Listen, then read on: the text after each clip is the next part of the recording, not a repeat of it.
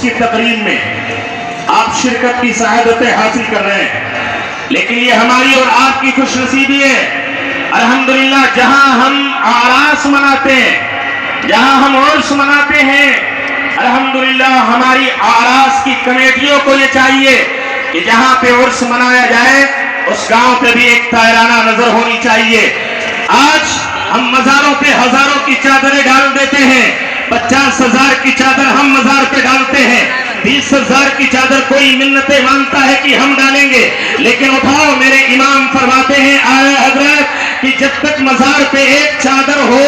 جب تک وہ پھٹ نہ جائے یا وہ بوسید یا وہ گندی نہ ہو جائے تب تک مزار پہ دوسری چادر نہیں ڈالنا چاہیے۔ آنے والوں میں آپ سے پوچھنا چاہتا ہوں، ہزاروں چادریں تم نے حضور دادا میاں کی مزار پہ ڈال دیا ہوگا، تم نے یہ سمجھا ہوگا کہ دادا میاں مجھ سے راضی ہو جائیں گے، نہیں، چادریں ڈالنے سے یہ بزرگ راضی نہیں ہوتے ہیں۔ آدمی تو 50,000 کی چادر جو ہے وہ غریب نواز کی مزار پہ ڈالتا ہے، وہ یہ سمجھتا ہے کہ غریب نواز مجھ سے راضی ہو جائیں گے، نہیں، بلکہ اے غریب مسلمانوں اس پورے مجمع پہ اگر طائرانہ نظر ڈالی جائے اور اگر اس گاؤں پہ نظر ڈالی جائے، کتنی ایسی بچیاں ہیں جو اس کے عرس کے موقع پہ جو ہے ان کے دل میں بھی ایک آرزو رہی ہوگی، اے کاش میرے سر پہ نیا دوپٹہ ہوتا، اے کاش میرے جسم پہ نیا کپڑا ہوتا، اے کاش میرے پیر میں نئی جوتیاں ہوتی۔ کتنے ایسے یتیم بچے ہیں جنہیں نئے کپڑے نہیں ملے عرس کے موقع پہ، کتنے ایسے یتیم بچے ہیں جن کے گھر میں چولہا نہیں جلتا ہے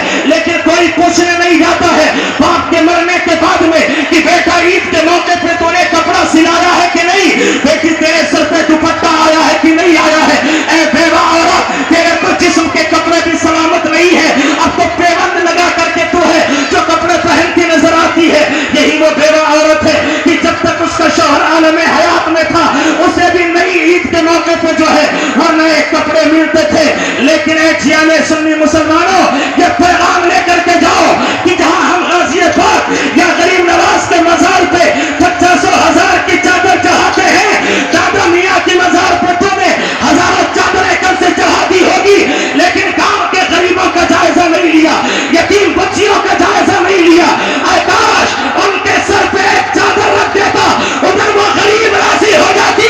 ادھر آمینہ کا لال راضی ہو جاتا، ادھر مدینے کے تاجدار راضی ہو جاتے، ادھر حضور دادا میاں راضی ہو جاتے۔ نعرہ تکبیر، نعرہ رسالت، نعرہ رسالت، عرص مقدس، عرص مقدس، نعرہ تکبیر، فیضان دادا میاں، فیضان دادا میاں، نعرہ تکبیر، نعرہ رسالت۔ اے کاش ہم اپنے معاملات میں جو ہے وہ غریبوں کا خیال کریں، یتیم اور بیواؤں کا خیال کریں۔ آج کتنی ایسی مائیں ہیں جن کے شوہروں کا جب انتقال ہوا ان کے بچے جو ہیں آج وہ در در کی ٹھوکریں کھاتے پھرتے ہیں، لیکن آج کچھ مائیں بھی ہیں جو بچوں کے ہوتے ہوئے بھی در در کی ٹھوکریں کھاتی ہیں۔ ایک صاحب نے ایک دن مجھ سے کہا حضرت کبھی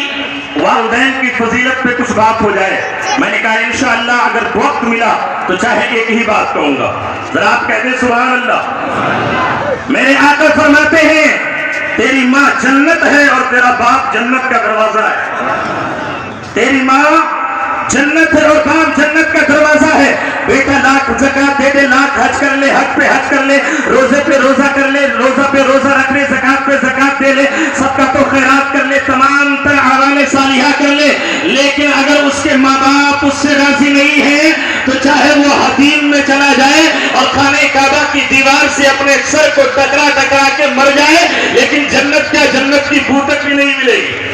اگر ماں باپ ناراض ہے، سنو میرے آقا ہیں، آمینہ کے لال ہیں، مدینے کے تاجدار ہیں، شہنشاہ ذی وقار ہیں، دونوں عالم کے مالک و مختار ہیں، صدیق اکبر بھی ہیں، عمر فاروق اعظم بھی ہیں، عثمان غنی بھی ہیں، طلحہ و زبیر بھی ہیں، علی ابن ابی طالب بھی ہیں، ابو عبیدہ ابن جراح بھی ہیں، زبیر ابن عوام بھی ہیں، مصعب ابن غیان بھی ہیں، تمام صحابہ کرام ہیں۔ میرے آقا ارشاد فرماتے ہیں اے میرے صحابہ ایک بات نہ بتاؤں تمہیں؟ صحابہ نے عرض کیا ہاں یا رسول اللہ فرمائے۔ اب میرے آقا فرماتے ہیں، آمینہ کے لال فرماتے ہیں، مدینے کے تاجدار فرماتے ہیں کہ اے میرے صحابہ جو نیک بیٹا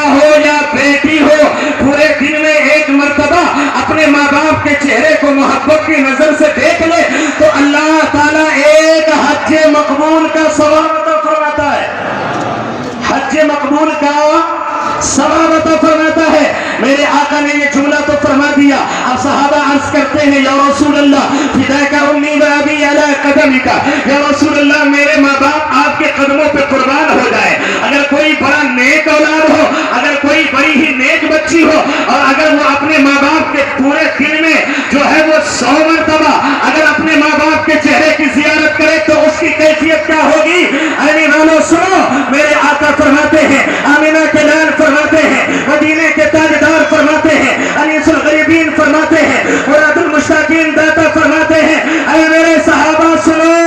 جو نیک اولاد اپنے ماں باپ کے چہرے کی زیارت پورے دن میں 100 مرتبہ کرے گی تو اللہ تبارک و تعالیٰ اسے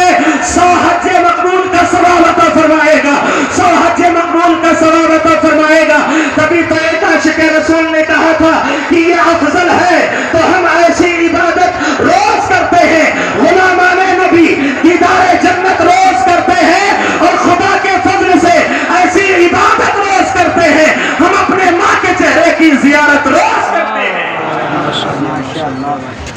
مسلمانوں، جن کے ماں باپ بوڑھے ہو گئے یا جوانی ہی میں ہیں ان کا ادب کرو. جب آپ کام کے لیے نکلے کسی کام کے تحت تو اپنے ماں باپ کے چہرے کو دیکھ کر کے جاؤ، اللہ تمہارے بگڑتے ہوئے کاموں کو بنا دے گا. اللہ